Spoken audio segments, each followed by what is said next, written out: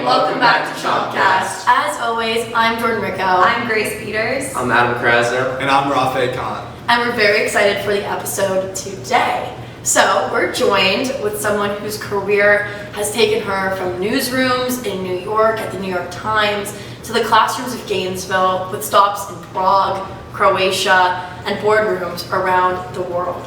Christine Bucan is not only a PR professor here at UF, but also a seasoned PR practitioner who has worked with global brands like Hermès and McDonald's, nonprofits like World Vision, and even national leaders rebuilding their country's image. She's helped UF students achieve back-to-back national Bateman wins, been recognized by PR News Mentor of the Year, and continues to bridge the gap between real-world PR and the next generation of communicators. Christine, welcome to ChompCast. We are so excited to hear your story. Well, Christine, thank you so much for being here with us today. We really appreciate your time, and we're super excited to get to know you a little bit better. Thanks for having me. Of course. Okay, so first we're going to take it back to the start. What is the story behind how you fell in love with PR, and how did that lead to you teaching at UF? Well, I don't think anyone grows up thinking, oh, I want to work in PR, right? You grow up thinking, I want to be a doctor, an astronaut, or something like exactly. that. And my first exposure to PR actually wasn't a positive one. I went to school at Northeastern University, and I was a journalism student. And my first internship ever was at the New York Times in New York. Not too shabby, right? No, not at all. But then a bunch of family friends and people were saying to me, you should try PR. So I took some classes, and then I landed an internship at Edelman in New York. Wow. That's which is awesome. one of the world's biggest, still one of the world's biggest firms, right? Right. But I left there every day. I don't know really what a migraine is, so I don't think I get them, but I think I left every day with a migraine. Like, wow. I hated it. No way. And, but I think that's what's so good about going to college and taking internships, and you get to learn what you like, what you don't like. So I was like, I will never, ever work in PR. Finished my journalism degree, started as a daily newspaper reporter, went on to be a magazine editor, and then people started approaching me, asking me to do their PR. And I was like, no. For me, there was a line, right? Like either you're a journalist or you're in PR, news or PR. You can't cross that line. I started calculating. I'm being honest. I started calculating how much money I could be making. And like these were big companies. I was living in Prague, and these were big companies, like multinational companies. And so I was like, sure, why not? So I quit my job at the magazine, but with 2 solid clients in my pocket. And I started my own firm. So I went from a 3-month internship at Edelman in New York to owning my own agency in Prague. Wow. Incredible. How did you make that transition to New York to Prague? There was a stop along the way. So my first job after college was a daily newspaper reporter in San Diego. Okay. And I was living in San Diego, working as a newspaper reporter, had to file 2 stories a day and all that thing. I had a city hall beat. Right. And I liked it. I did. I loved it. I really loved it. But you start to think about like, well, what's my next move? So I'd been there just about a year. And then like I was at a daily with like a 60,000 circulation. So then what's the next step? Right. And I came home one day and I read an article in the LA Times. I wasn't working for the LA Times. I was working for a newspaper called the Blade Citizen in San Diego. Okay. And it said that Prague was the Paris of the 90s. So like the way in the 1920s, Paris was like exploding with all these writers and everything like that. Right. Prague of the 1990s was that. And I remember I put it down. I turned to my roommate, who was also a reporter with me, and I said, I'm moving to Prague. He was like, you're right. I said, no, I'm moving to Prague. I literally quit my job 2 days later. And within a month, I was living in Prague. And I showed up with nothing. Like, I knew nobody. I bought my first ever laptop. That's how old I am. I bought my first ever laptop. I remember I had $1,000 in traveler's check through these weird things that don't even exist anymore. Yeah. And I just moved to Prague. Wow. And it was so fun. And then everything just took off, and I had an amazing experience. Wow. That's incredible.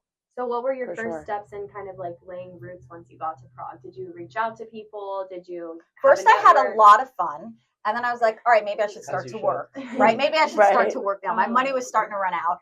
So I did what a lot of young people do, and I started teaching English. Okay. One of the best things about, honestly, being American or Canadian or British or Australian is that you can work anywhere in the world if you have a college degree, because you can always teach English. But I knew that wasn't my end goal. So I was teaching English, and then there were a lot of English language newspapers at the time. There was the Prague Post, Prognosis, Central European Business Weekly, and I started writing again. So I just jumped right back into being a reporter, and then I was supplementing the two. And within 4 months, I met a man, a French guy, and he said, I want to start a really beautiful, glossy, bilingual business magazine. It's going to be in English and French. Wow. And I'm looking for an editor-in-chief. And I was like, well, how about me? Yeah. And we talked, and he made me editor-in-chief of this really beautiful, and I don't even speak French, but it worked, you know? And so I remember, like, the first issue, I interviewed President Václav Havel, who was the president of the country at the time. I mean, I interviewed every minister there. I interviewed the CEOs of every top company there. And that's how I got into, you know, because I was meeting really influential people. I was very young, too, doing all this. It was really exciting. Like, I can't even tell you how much fun it was. I know, like, a lot of times your generation, you guys talk about, like, work-life balance and all that. Like, I slept at like, we literally had one computer that we can edit on. And so we would all take turns. I would be there till 3 a.m, 4 a.m, and like, but we didn't care. We loved it. Like, I loved what I was doing so much. And I think that as long as you find something that you love what you're doing, you shouldn't really think about the hours and all of that. Yeah, for sure. For sure. I feel like that's a big thing with students right now. Like, oh, the work-life balance. Like, they look at this job and they're like, okay, well, and I'm going to be making good money, but I'm going to be working all the time. And like, is that something I want to do? But if you're passionate about it, and especially when you're young, before you have kids, like things, and I can share with you how my life changed when I got older, when I got married, and I had kids, and things changed. But like at that time, I was literally 22 years old. Yeah, that's so we are essentially. Yeah, I mean, when I moved to Prague, I was 22. Right. So I had worked 1 year after college, and that's it. We were actually just filming with one of our other guests, and he had moved out to LA, and he like went from having this really high like lawyer job in Atlanta and making good money and having his own secretary to going to LA and working as an assistant, making very little money. But like he said that year of his life was almost so much more transformative and so much better because he was actually loving what he was doing and was able to meet all the people, like you said. And then what does that set you up for? So, you know, it's like, take those opportunities, take those risks, because it will be worth it in the end. I think so.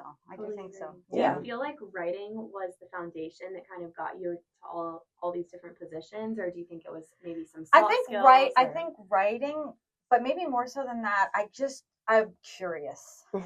So I've always been curious. I loved meeting new people, and I love telling stories. Yes. And that translates very nicely from journalism into PR too, you know, because that's what we're doing. Like, so you're telling stories about people, you're telling stories about companies, you're telling stories about nonprofits and things like that. I just think you have to be curious about the world, but I'm still curious. Like I love to learn something new every day. And when I stop learning, then I don't know what, but like, I have to keep learning. What are your go-to resources for learning? I read a lot. I read a lot, and I tell all of my students, like, you've got to be a voracious consumer of news. Yeah. So if you want to work in journalism or in PR or any of that, you've got to know what's happening, or you've got to have your finger right at the pulse of what's happening.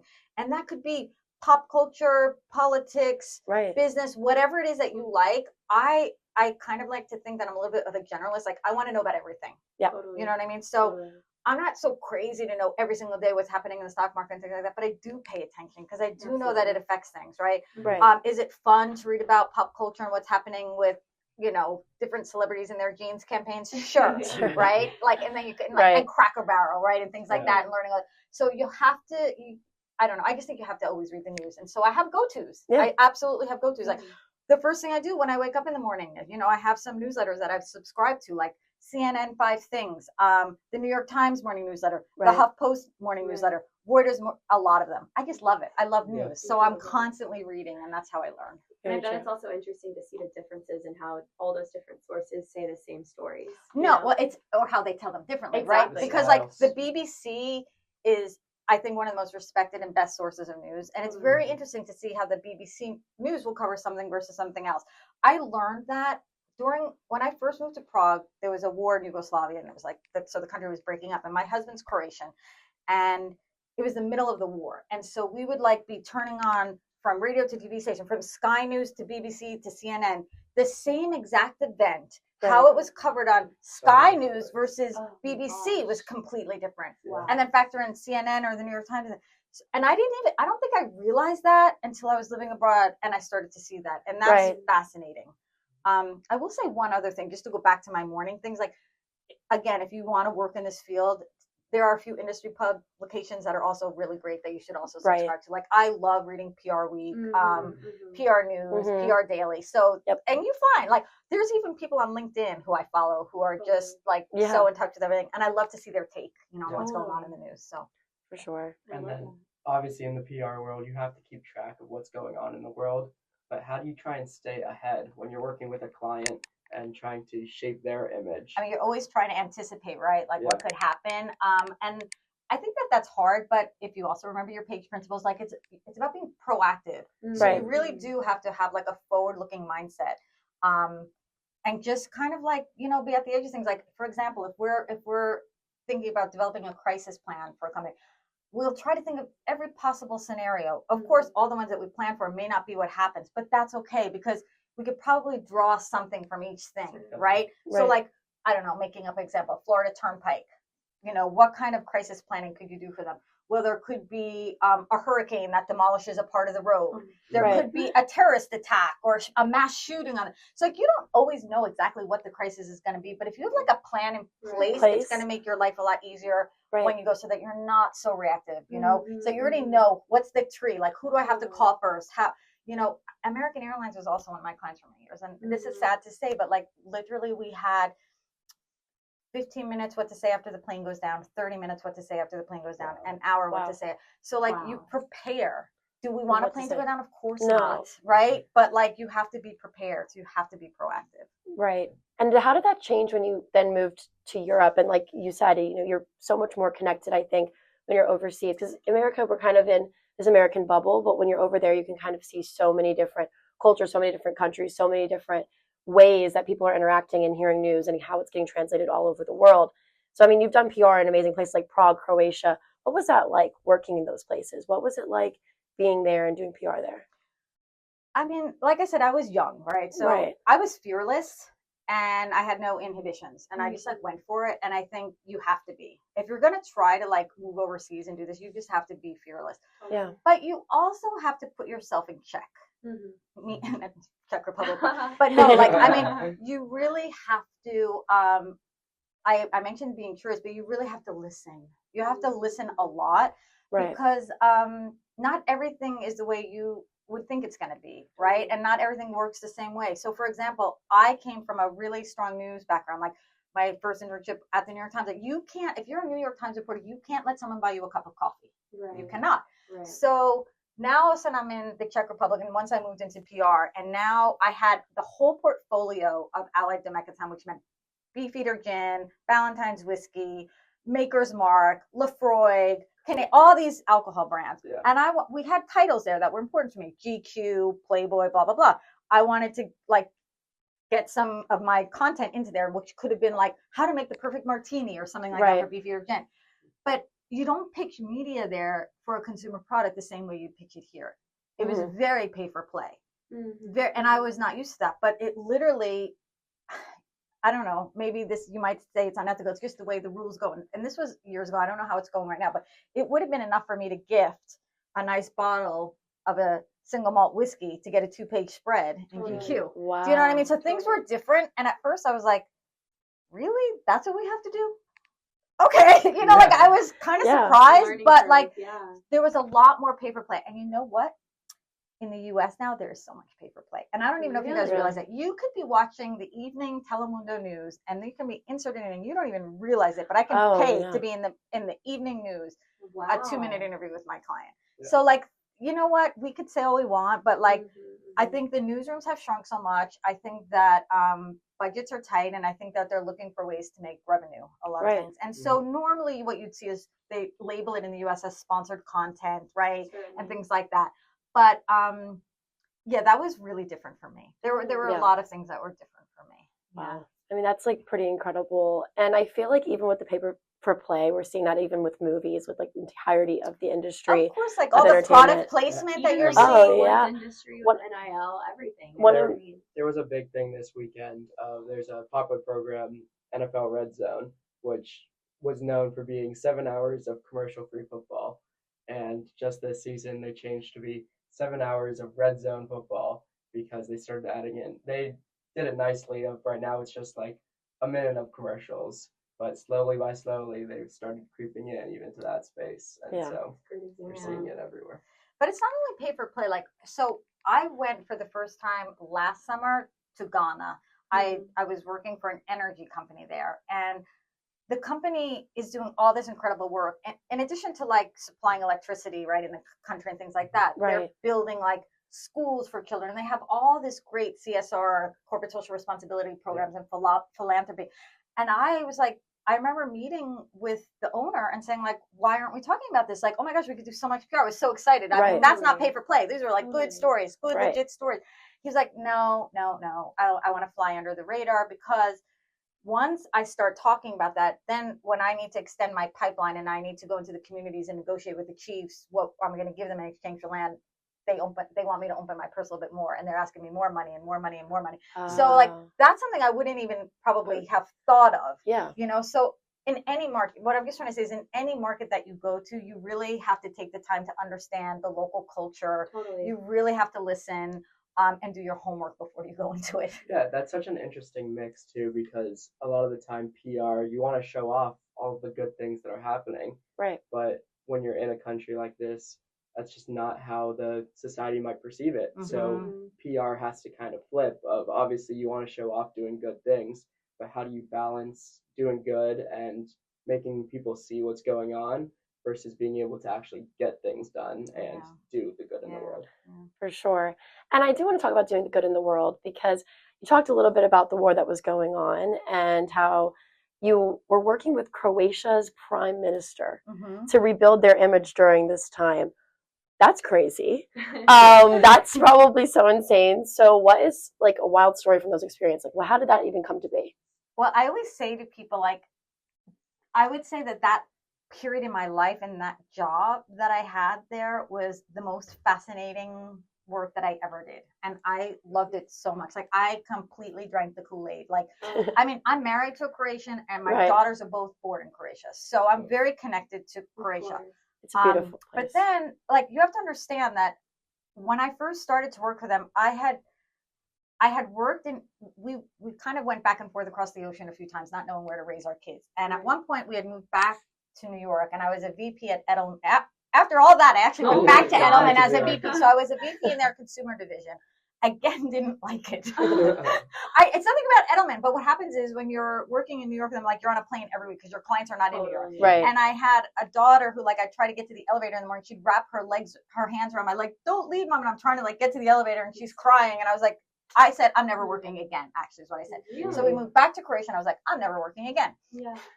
My husband was the head of Pfizer, the pharmaceutical company, and he said, listen, I'm having lunch with the ambassador, the Croatian ambassador to Washington. He's bringing his wife. Will you come? I said, sure. I love meeting people, you know. Right. So good food. Then the ambassador was like, well, tell me about yourself. And I don't know, when I told him that I used to be a journalist and that I worked in PR, like, the whole conversation was just focused on me. He's like, I need you. I was like, for what? He's like, everybody thinks that we're like right-wing nationalists, hardline extremists, and we need you to help us convince the Western media that we've changed, that we're now focused on joining the EU, focused on joining NATO. We've expelled the extremists. And I was like, whoa. I was like, I don't know anything about your party, but this sounds so fun. I was like, you're Coke, they're Pepsi, let's go. Like, I knew nothing, but I just took it like that. Right. And it was so exciting. And that party wound up winning the election. And then the man who became prime minister wanted me to work for him in the prime minister's office. And that guy became the foreign minister and wanted me to work in the Ministry of Foreign Affairs. Wow. But he said, if the prime minister wants you, you have to go to the prime minister. So I did. And I, like, literally worked in the palace every day. Like, I got served my cappuccino with a guy in black tie every morning. It was so fun. I can't even, like, explain to you, like, and my job was like, when the BBC or Financial Times or New York Times or anyone would want to do an interview, they'd have to come through me. And I was the gatekeeper, and I would say, like, yes to you, no to you. Wow. We'll do a written Q&A. Oh, I'll invite you to Zagreb. You can come to Croatia. And it was just, like, fascinating work. Wow. Like, absolutely fascinating work. I have wild stories, but I don't know. Like, I don't know that we need to go there, but, like, it was an incredible time. incredible time. If at the end, if we feel like we have more time, I'll tell you one that like gave me nightmares for years. Wow. Really? Do you want me to just tell Yeah. I think we need to now. So- I'm gonna be on the edge of my seat. I mean, literally, like, I think I still have your, no, I don't have yours anymore, but, so remember there was a war. Yeah, right. So there was a man named General Ante Gotovina, and in Croatia, he was a war hero. Okay. Loved him. Everyone loved him. Right. For the rest of the population, especially the International Tribunal at The Hague, he was a war criminal. Oh no. So he was wanted Mm. for the international court. And they set a stipulation that Croatia couldn't join the EU until they arrested General Gotovina. Wow. So Whoa. it was really hard because if my party arrested Gotovina, we would lose the election because the population loved him. Right. So it was like, how do we do these talking points? What do we say? So I remember we had a press conference. This was during the elections at the headquarters of the political party, and they're all foreign media there. And I remember it was, I was going to say Agence France Presse, but it wasn't. It was AP. It was an AP reporter. And they asked to the man who then became prime minister, like, so will you arrest General Gotovina? And he said, I fully intend to cooperate with the International Tribunal. Move on. We go to bed that night. Now, in Croatia, it's 6 hours ahead. So I remember going to bed, whatever time, 10, 11 o'clock at night. Right. I wake up in the morning to, I don't know how many missed calls from that man who would be the prime minister. I was like, oh, shit, what happened? And I ran to the office. And the first thing he did is bring me like, when I call you, you answer the phone. He said, and his secretary gave, I had a string and I had to put the string. So my phone always had to be like this. That was my first lesson in like, you're on 24/7. Yeah, Right. I was like, what happened? So that AP reporter said that he would arrest Gotovina. That's not what he said. He said, Wow. I intend to cooperate with the tribunal. But in the West, this guy was so he publishes it in the US. So now all the diaspora in the United States, who is very much supportive of this political party, is like, we're not going to vote for you anymore because you're going to arrest Gotovina. So like, you have to undo this. We have to fix this. What are we going to do? Oh my gosh. So like, I don't know. It was a nightmare. We had to call a press conference. We had to like, again, emphasize what was our position and things like that. It actually all worked out. We won the election and everything is fine. Whoa. But it didn't end. Then that foreign minister, do you know Tim Sebastian's Hard Talk on the BBC? Yes. So he was known for, it's called Hard Talk. Right. Really, right. So I remember he was going to do an interview there. I told him, do not do this interview. Do not do this interview. I can handle it. He's going to ask you about Gotovina. I can handle it. Okay. He goes on. I counted 17 times. He asked the foreign minister at the same time. Yeah. So the foreign minister's line was, we intend to fully cooperate. That's a very elusive answer, Mr. Foreign Minister. So if you see him in a cafe across the street tomorrow, would you arrest him?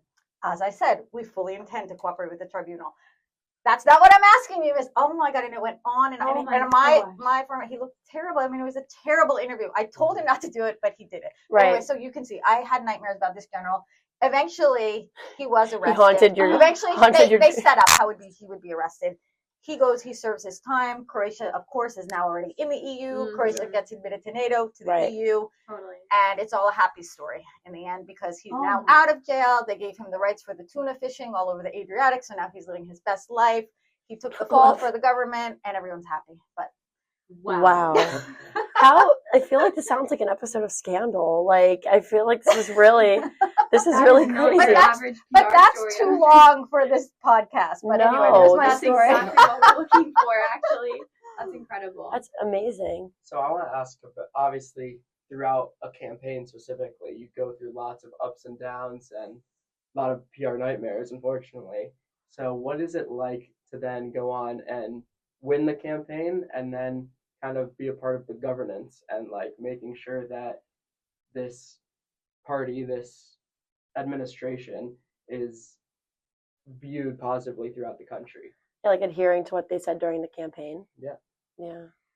Ooh, the lights went out. 'Cause you don't even know. I wasn't expecting that question. And that is such a hard question because, as I said, I drank the Kool-Aid. Listen, I love Croatia. Mm-hmm. Like, I always said, I love Croatia so much that, like, I can't be the prime minister of Croatia, but, like, I don't know. I'm the biggest flag-waving proponent. It's a beautiful country, right? Whoever has been there, it's a I've beautiful been there. country. It was beautiful. But it has its challenges. And so this man that I sat with across from every single day, I could tell you every line on his face. Because if he was doing an interview with a Japanese media outlet, I was going to ask him Shimbana, whoever, he wanted me there. I don't speak Japanese. I didn't need to, but okay, I was there. Like that, it didn't matter. Corriere della Sera, whoever he was interviewing with, I was there. So I really got to know him well.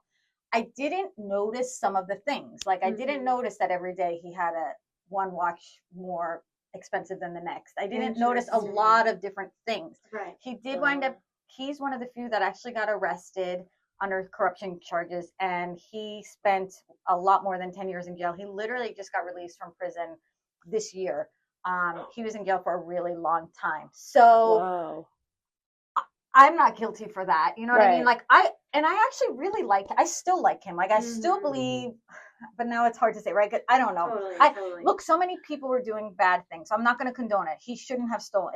And he was convicted and he served his time. Right. But now he served his time and like, let's move on. You know, I don't know what to say. So I'll- that was like, I was not expecting a question like that. But literally, like when I was working for Croatia, then I worked for them at the United Nations and things like that. My job at the United Nations was, again, to change the perception so that people wouldn't think of Croatia as a war-torn country. I wanted them to think about the tourism. I wanted them to think about the wine that they make, the olive oil they make, like all the beautiful things. Yes. Yeah. And so that's what we would do. So we would have like wine tasting events. And we did things like that to promote the culture and everything like that. And so I'm really able to do that. Like, and I'm able to put my head on my pillow at night and know that I'm not hurting anybody by doing that. Yeah. It would have been, I already wasn't working for the Prime Minister when he was arrested. I wasn't even, thank God, because that would have been really, I don't know how I would have done it, because he really picked me like to work with him in his office. So I was like a direct appointee. Let me tell you something. When I first joined, the communications team at the Prime Minister's office had about 17 people in it. Wow. And there were 3 of us that came from the campaign. And so the ones that are career, they're not diplomats because we were in Croatia, but the career government employees didn't like us, right? Because we were coming with the new administration, right? Yeah. So it was hard to like win them over. And then they sent me to UN, and I got like in New York City, a coveted job in New York City working for them. So it wasn't like a lot of people were jealous of me. Okay, I can say. But then I left already because then it was honestly, it was a little bit boring for me at the United Nations, and I left for my own reasons. And and then that happened like a year or so after I left. Oh, that would have been so hard. It would have been really hard. Like speaking of dynamic career, because I feel like you've had these crazy, like I guess tumultuous, like I can't even imagine some of those like long days and what that was like. So we're gonna flip it on some of like the really happy, like cool. I know you've worked with brands like Hermès. Like what is a campaign that you're super proud of on that side? Yeah, of your job? Mean, because that was a short period of my life. I do say it was the most fascinating, but it was a short period of my life. Right. I mean, the biggest chunk of my career was actually working in Miami. Yeah, with World Vision, McDonald. Yeah, I worked for an agency called Bieber Silverstein Group. It was a full service agency, meaning we did advertising, PR, and social all under one roof. And I had a lot of really big brand name clients that you will all have heard of. And it was a fantastic place for me because unlike when I was at New York, at Edelman in New York, my clients for the most part were there. So yes, I had a big company you've heard of, American Airlines, but we did the PR for American Airlines in Miami, the Caribbean, and Latin America. Wow. So it was easier, right? McDonald's, we had 182 restaurants, but we did South Florida. Right. It was, at first I was like, oh my gosh, McDonald's, but it was fascinating work. Let's face it, this is like a Coca-Cola brand. Like it's a huge brand. So we did their South Florida PR, but we worked all the time with Chicago. They're headquartered in Chicago. So like anytime there was a new crispy chicken sandwich rollout, like we were part of that. And like, we did so many amazing, cool projects and campaigns with them. And we got to do really interesting, like, I don't know if you guys know, but like McDonald's has things like English Under the Arches, where it's like they have free English language classes for their employees that don't speak English. They pay for college, like they have anti-bullying programs, all sorts of get fit, get active programs, all sorts of really positive programs too. So, and then I'm going to be honest, I was in Miami. I had my 2 girls going through school, and it was just like a lot more manageable for me then. Right. And honestly, with American, we were traveling a lot, but I would always send my junior staff, and they loved it because I was like, okay, who wants to go to Punta del Este? Who wants to go to Cartagena? Who wants to go here? Like, I didn't want to go because I wanted to be home with my kids, and they all wanted to go, so it worked out really well. That's amazing. Okay, so speaking a little bit more about this experience, working for clients like McDonald's, for World Vision, for Hermès, what are some of like the most favorite campaigns that you've done? So when we were in Miami and we were working for McDonald's, we came up with this really, it sounds crazy idea, but if you think about it, your generation kind of like that 21 to 35-year-old range, they don't really frequent McDonald's that much. And we're like, how can we get McDonald's on their radar again? What could we do? And we tried to think like, well, what do they like? You know, is it art? Is it whatever? And we came up with, they like fashion, right? Young women like fashion, let's be honest. I like fashion too, so it was a no-brainer for me. So we came up with this idea where we partnered with a fashion school in Miami to create a line of clothing called McD Couture. Okay. And the students had to design a collection using exclusively wrappers from McDonald's products. So I'm talking hamburger wrappers, cheeseburger wrappers, straws, spoons, unconventional materials from McDonald's. Wow. And there was a fashion week in Miami during Fall Fashion Week. And so we knew somebody who was running that. And I asked, could we come in and have these students, right, show their collection? It was at the Satai, a 5-star beautiful resort in Miami Beach. And we hired models and we put on this fabulous runway collection that really rivaled almost anything like you would see on a runway, like in New York or Paris. It was phenomenal. It was just breathtaking, especially the finale was the wedding dress made out of hamburger wrappers. And we got coverage from Brazil to Japan. I mean, like all of Good Morning America, Today Show, The Knot, Cosmopolitan, like in the U.S. everywhere, but also internationally. And it was so successful that then McDonald's asked us to do it again the next season for Swim Week. So then we did another McD Couture collection for Swim Week. And then they asked us to do one with accessories. So after the accessories one, though, then we stopped. It was like, okay, enough already. But we did it 3 times, and each time we got fabulous press. Wow. It's so like cool to see these PRs. And I feel like they're so common now. And I feel like also media has become more, I guess, tapped into PR in general. Like I feel like we're seeing like a lot more of that, especially right now. Like we even mentioned it a little bit, like the jeans ads and things like that. Like I feel like PR is being brought up. So kind of how can you, as a PR professional, formulate a great PR stunt or something like that? I mean, you don't know always what's going to work. Right, exactly. Not work. You really don't. Kind of, yeah. But I mean, for me, it was like, I've seen a lot of PR stunts. I've done a lot of PR stunts. Right. This was something I had never seen before. I mean, this was, if you saw the collection, like it was pretty outstanding. And I knew that it was going to do well. I did the whole thing on like a $5,000 budget. Unheard of. Because that's crazy. I did it with students, and then we had a scholarship for like the winning student. Like you have to build some sort of CSR components into it so that people will do you favors, right? If I was just going to have a McDonald's fashion show during Fashion Week, they would charge me $1 bazillion, right? So you have to think about how can you do it and how can you make it work. And that's what we did. And where did I spend all my money on? Hiring the best Getty photographer, because I knew if I didn't have those images, it was going nowhere, right? But wait till you see the image. I needed like the fabulous photography and I needed professional models too. Right. So that's where I spent my $5,000. I mean, and it looked great. Thank you. Like it was incredible. I seriously, like so great. Adam, you want to take the next one? Yeah. I was wondering a little bit separate from this, about the difference between you worked in government, you worked with large firms like Edelman, you've worked in-house, you've worked all-encompassing agencies.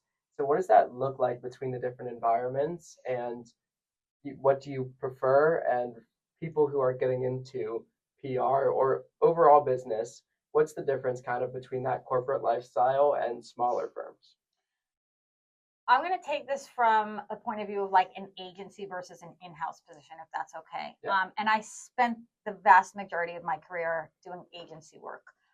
And what I loved about agency work is that it changes every single day, depending on the clients that you're working on. Yes, I mean, look at Beaver Silverside in Miami. We prided ourselves on having clients for 15 years plus, right? So I had long-term clients, but there was always another assignment to take on, another project or something else. And I loved the work between sometimes having a client like McDonald's and then sometimes working for Ronald McDonald House Charities or working with World Vision or another nonprofit.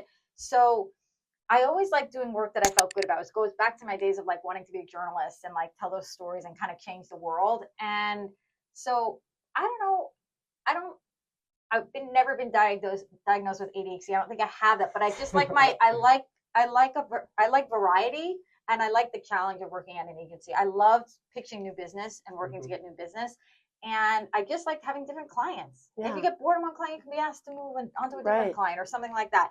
Whereas if you're in an in-house role, there's benefits to that, right? Because you can do like a deep dive. You're all in on that one company, on that one client, and you know it inside and out. And I get that, but that's not my personality, what I wanted. Okay, if that's what you think you like, some people don't like all the variety. Some people don't like that, because you have to really juggle priorities. Like, you want every client to think that they're the only client, right? So you're trying to give so much attention to every single client, right? And that's hard to balance for a lot of people. But I thrived in it, and I loved the agency life. Wow. And I feel like you bring all of this life that you've lived into your classroom, because you teach classes here, and that's one of the things we definitely want to touch on. So, as I said, you bring this real world experience into your classes, like principles of PR. So how do you get students excited about what you've learned out in the field?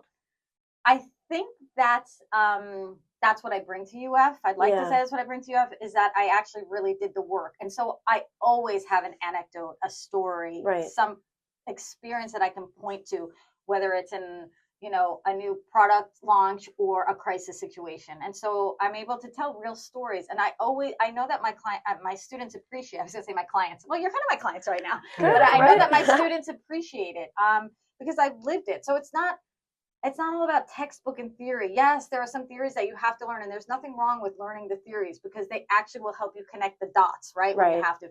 But I love that I can bring real world experience and examples into the classroom. And I continue to do it. Like, I still try and keep my fingers, into what's going on. Like I told you, like last summer and the summer before that, I was in Ghana. And if I'm not working anymore at an agency in New York, you better believe that I'm going to get someone from some of the top agencies in New York coming in as guest speakers to my classes, right? So I'm always looking for guest speakers. I'm looking for guest speakers that have in-house roles because, like I said, agency life isn't for everyone. So I want people who just started in their career so that you all can see yourselves like, oh my God, that could be me. They were me just a few years ago, to really seasoned executives. I try to show the whole range so that my students get all this like knowledge and experience from other people. For sure. And I think you keep touching on it, of how fast this industry moves. And I feel like I took your class. Adam's currently in your class. So it's great. I feel like we've had a very unparalleled experience to actually know what it's like to be taught by you. And I personally loved your class. It's one of my favorite ones. I know that one of the very first things we do is we talk about what are we seeing out in the media right now, and kind of coming up with campaigns in our class. And I'm sure that it changes year to year. I remember, I think I would shout out a campaign that I would want to do with Emma Chamberlain back in the day, but now maybe I would want to do it with Alex Earl or something like that. So I'm sure you're seeing that with your students as well, of how the industry is changing, who the hot names are right now, what they want to see. So how do you kind of keep these classes fresh and fun, and what do you learn from your students in the process? Well, the funniest thing is every semester I have some students who say to me oh, can't you post your PowerPoints, a week or so in advance so that I can read them before I come to class? Here's the truth. I'm usually finishing it up 5 minutes before class starts. Okay, I'm not gonna lie. So I'm a newspaper person, through and through. We work on deadlines. That's what I'm used to. But no, the reason behind that is I always want to put something current in there. I've had students who tell me, and I'm not dissing the Warrington Business School at all, but they tell me some of their classes that they had used case studies still from everything's from the 1980s or the 1990s. And that's not what I want to do. Things change so fast. So I'm always trying to look for something real. So if something happens in the news over the weekend, you can be sure on my Tuesday class, I want to talk about it. Yes. So I'm always trying to I'm changing my every week. Right. Every year, every semester I have new PowerPoints. So yeah. And I think that's very special. And I think it is very unique to the communications industry. I think every industry obviously is changing, but I think we're so tapped in to the media, and I'm sure you're probably having a great time now, because I feel now more than ever in recent news, PR is definitely a big thing that people are talking about. It's a hot topic right now in a way that I feel I really haven't heard before. Nobody knew what we did, right? Yeah, nobody understood. I'm still not sure people understand, but we're getting there. You are getting there. In class, you definitely harp on the point that PR needs PR, which I think is such a great concept, because there's PR paints such a great image for so many companies, for so many people, but it's hard for people to really comprehend everything that people in this industry do. Yeah. It's that story with the shoemaker, the cobbler's kids have the worst shoes, right? So we're doing all this great PR for everyone else, but we need to do better PR for our industry as well. But here's the thing, when we're doing our job well and when everything's going well, you don't hear about us. Right. You know what I mean? You hear about us when there's something wrong or when there's a crisis or something like that. That's when you start to see the PR. But there's a lot of other stuff that we're doing, like, and sometimes it is keeping our clients out of the news. Oh yeah, and I feel like there's so many different ways that PR can like take form. Like there's obviously the agency route, the in-house route, and there's also consulting. There's people coming in, media training. There's things like that you don't even see behind the scenes, corporate social responsibility. Content creators. Yeah. I mean, most, people don't really know, but most of these people that are influencers are represented by agencies that are very, very intertwined with PR. And it's not such a negative thing that people are saying. Like, listen, I have a former student who works, she's a publicist for, you just mentioned Alex Earl. Right. She's a gator. She graduated from here a few years ago. She works in LA, Align PR, and she's the first person who signed Alex Earl. When Alex was at University of Miami. Yeah, so I've had her as a guest speaker. Last semester I had her as a guest speaker. And, so yes. And and we talk about like how PR maybe is heard in the crises, but Alex Earl's done great things with her career, like a scholarship at UMiami, and like what's to say that wasn't in part with PR and being able to tell her story and be able to help others. I think that's where we really kind of get missed a little bit. Like as a PR major myself, I'm like that most of the time these positive things, like they can be thought of by people that are PR creatives, and being able to kind of facilitate that career. A lot of the news that you see, you can bet that it's coming from a PR person. Now, I'm not saying Alex Earl didn't come up with some of these ideas or things on her own, but I bet a lot comes from her team. Oh yeah. Her team is saying, look, Alex, what if we did this? What if we did this? And Alex is going to say, I like this one. I don't like this one. How about that one? Right. And that's how it is. I think one of the greatest things is obviously you have to be an entrepreneur and an innovator yourself, but building a great team around you is what elevates things so much. And I also wanted to ask you, like in this changing landscape, you've had stories that get picked up by New York Times. The McDonald's campaign was a great example. So in this changing landscape, what's kind of the key to going viral? Like how does PR really get their message across? Like if someone says to me like, oh, make this go viral, like I want to scream like, oh my God, stop. Like you can't, I don't know. There's no secret sauce. There are some things you can do to better set yourself up. But that would be like back in the day, they would say to me like, oh, I want to be on Oprah, or I want to be on Ellen. Like, come on, you know what I mean? Like, let's just, you have to have some clever ideas, and you just don't know what's going to stick. You really don't know what's going to stick. But there's a lot of things going on right now that are exciting. Like I heard Elon Musk speak not that long ago, and he said like legacy media is dead, right? So New York Times, Wall Street Journal, dead. But have you guys noticed, like I'm starting to use ChatGPT like a search engine. I don't know if you guys are, right? Yes. So I'm using 100%. It a lot. So what comes up? It's always links to articles. Yes. So media relations has never been more important. In my opinion, PR has never been more important because this is how we used to talk about search engine optimization. Now it's like, what comes into the searches when you're using AI? Right. And they're using legacy media. So I think that this is important. And I think, I don't know. I'm so excited by it all. I think it's all fascinating and I love it. And I think the only thing constant is change. And like, especially with the AI coming into the field, it's another thing. Like PR is so human based. I feel like it's such a crucial component, but also being able to implement technology that makes it maybe easier, makes it maybe like what's hitting the algorithm this week so that can be, I feel like it really offers an opportunity for the industry to really grow in my personal opinion. But to say like, how do you make something go viral? That's such a hard question. It's like, but you do have to pay attention. You have to know what's going on. Like, so you have to know that like, clearly, this is so basic, but like clearly video performs much better than a static image, right? Like you have to think about your content. You have to think about your channels, where you're placing it and all of that. Does it help if you have a celebrity? Does it help if you create an emotional connection for people? So it could be that you're making people laugh. It could be that you're making people cry. I don't know. You have to think about things like, I remember when I would interview people like for like corporate videos for a hospital. And I remember my boss, I'm like, gotta make them cry. You gotta make them cry on camera. Right. And I'd be interviewed because it would be for like a fundraising event for a hospital gala. Yeah. And so how do I make people open up their wallets? Like I try I'm telling stories, but I'm trying to get so knowing your audience. It's knowing your audience and it's knowing the channels that you're going to use. The channels are really important, right? Because where you're placing all of this different media and the content that you're creating. That's actually something we just started with our podcast was a LinkedIn, because we talk a lot about professional development. We have a lot of clips that are like very centered around, okay, you're an industry professional. What tip do you have for new industry professionals, right? Or new, students coming out of that. And we've always been pushing it obviously through our main channels of Spotify and Apple Podcasts, but LinkedIn really offers an opportunity for those quick clips to be something that's actually useful to the people that are on there that actually want to know, okay, what are the tips to PR this week, or what are the tips? LinkedIn is becoming really powerful lately. Oh yeah, I love it. Yeah, I scroll. I'm all over LinkedIn. Are you? Yeah, Adam's like always a great commenter on LinkedIn too. He's like, this is great work. I enjoy it. It's like, it's social media in a way that feels productive.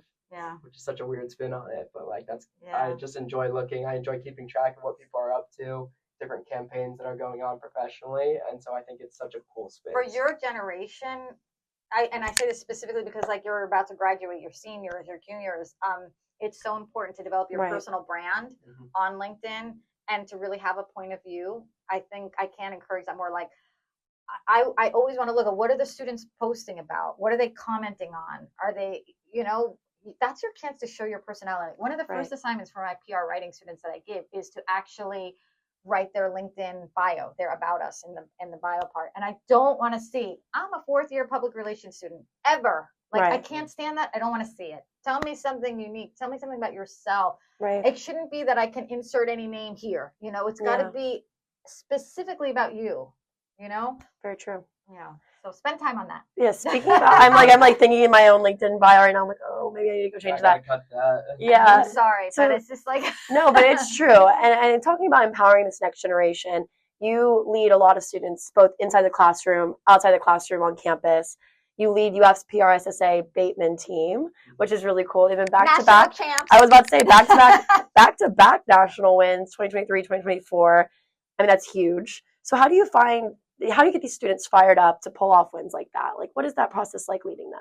And for our listeners, give a little background of what PRSSA and the Bateman. So the Bateman is the Bateman competition. It's a national campaigns competition that is administered through the Public Relations Student Society of America. That's our national chapter. Right. I mean, our national organization, industry organization. And students form teams at universities across the country. So last year, I believe there were 48 universities competing. We all have the same client. So we're really being compared apples to apples, and we all compete. We create a campaign and execute a campaign for the same client. And the first year I taught at UF, they asked me to be the Bateman faculty advisor.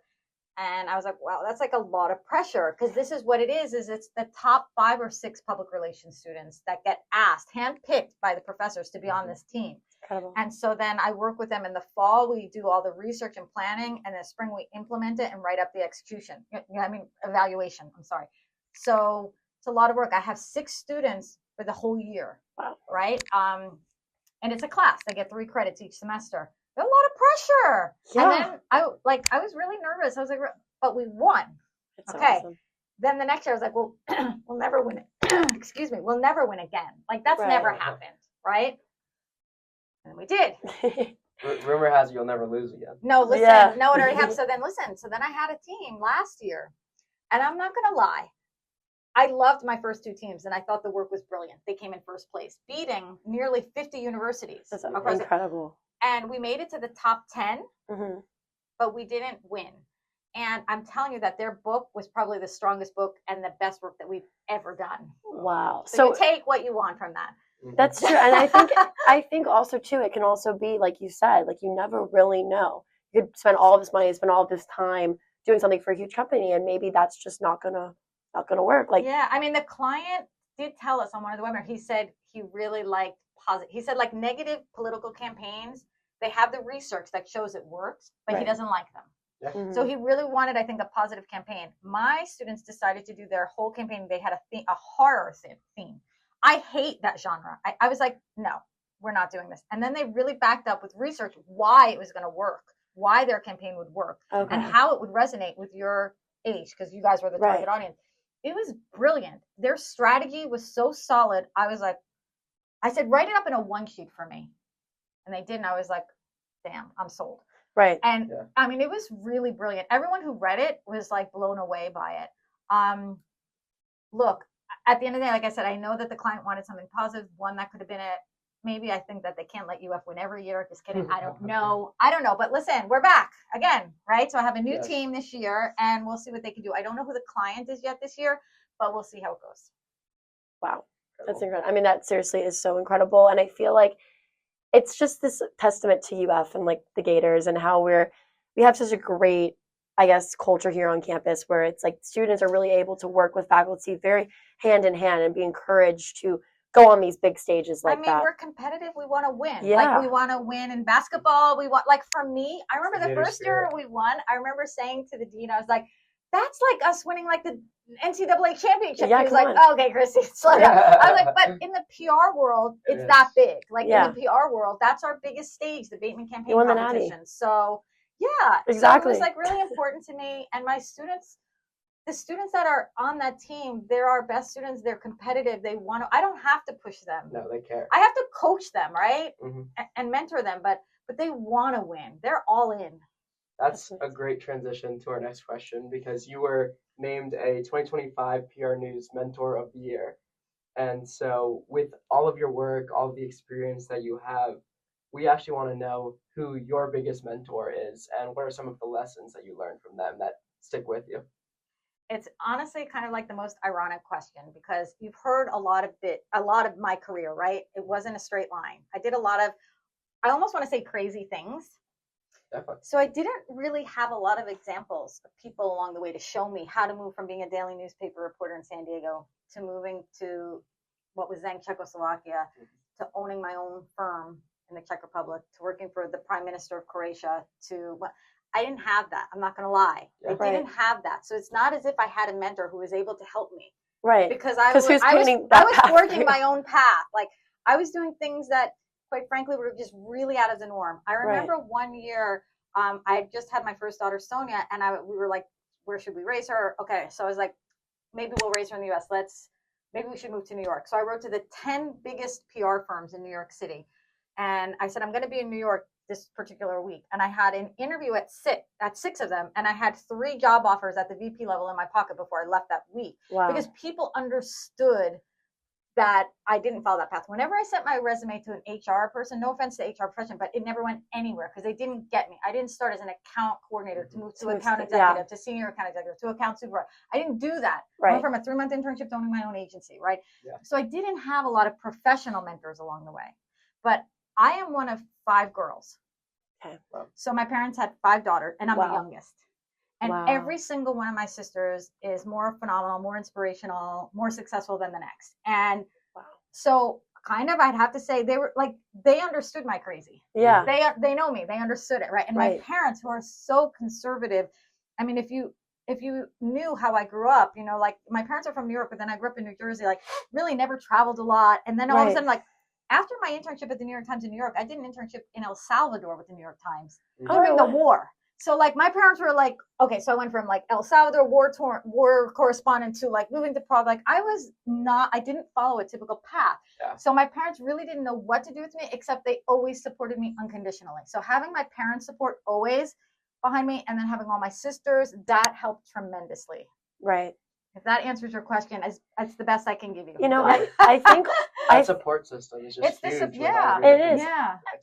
And I feel like, too, so many people are looking for these mentors, especially students right now. They're looking for this person who's done it all, and, like, they're like, how can I follow your path? You can't. You have to forge your own path. And it also a lot of the time is about, like, watering, even, like, people are saying, like, you know, you have this vertical connect. I'm, like, talking in very, like, business speak right now. But, you know, you also have the people that are kind of on your same level, horizontal right now. But that sometimes are your strongest people in your life. Sometimes the people that you were working with, people you get your first job with, people that you're, you know, these hungry young kids with at the same time, you know, your intern cohort. That is, like, such an amazing resource, like, to speak to those people and get close with them. This weekend, one of my students who graduated maybe 2 years ago, she's working at an agency in New York City. And she said, Christine, we have an opening.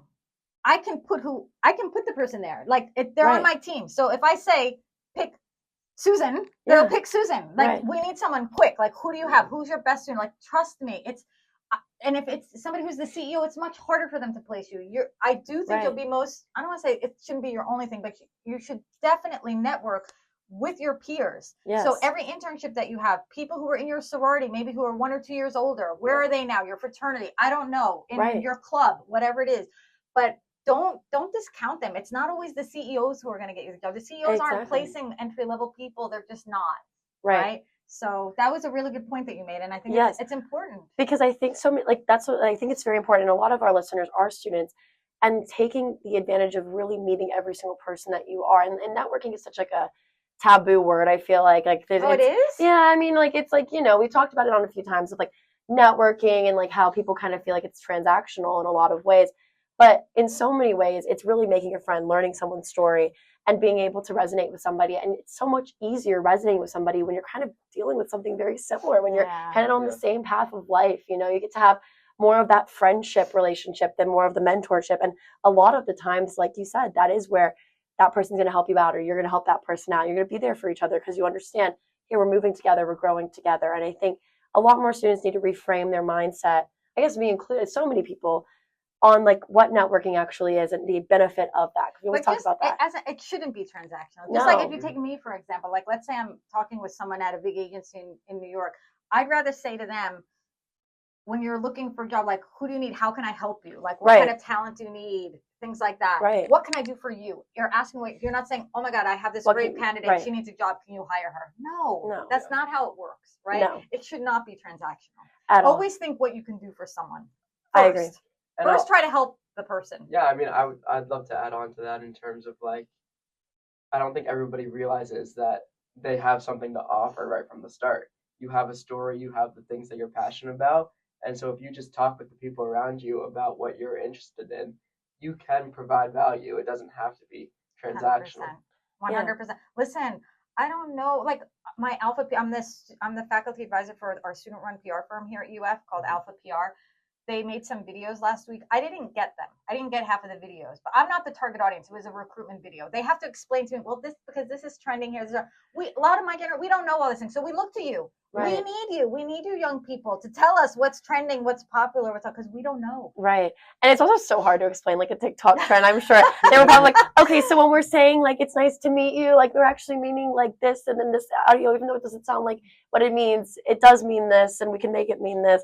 So I think that that's definitely, like you said, it's very good. Like knowing that you have skills today that are valued, and that even coming out of, college, when I feel like it's so hard. I mean, it's such an oversaturated job market right now. It's scary. It's like very, I guess, like not even like. But you all will get jobs, right? Exactly. Unfortunately, you're all going to work. Like, let's be honest, right? So it's going to happen. Everyone's so nervous, right? But trust me, you're all going to work.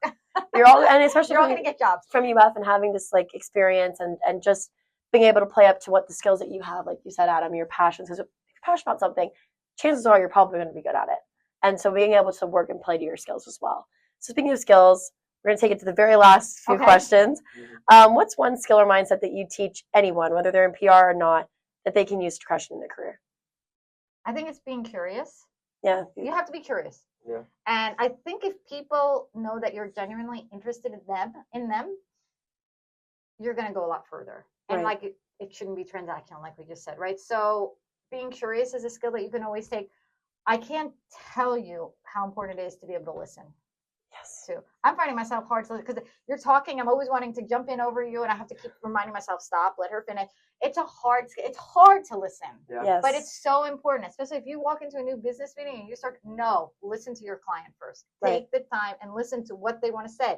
If my Bateman team last year had listened to that client who really said they wanted a really positive campaign, maybe I don't know. I love their campaign, but I mean, you get my point. Right. It's about listening. So I think that's something, no matter if you're going to work in PR, if you're going to work in journalism, if you're going to work in finance, okay, it's a great skill to have.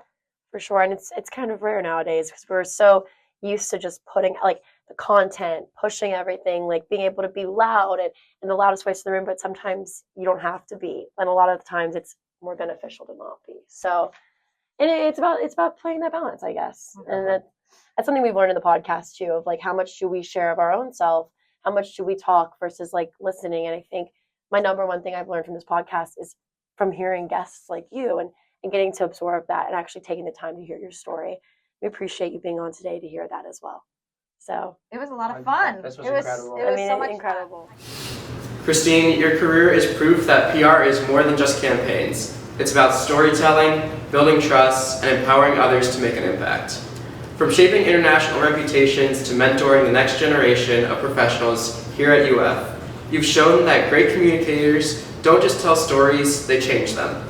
To our listeners, whether you're a student thinking about PR, a professional sharpening your craft, or just curious about the power of communication, Christine's journey is a reminder that your voice matters, and when used with purpose, it can change the world. Thank you so much, Christine, and as always, Go Gators! ChompCast out.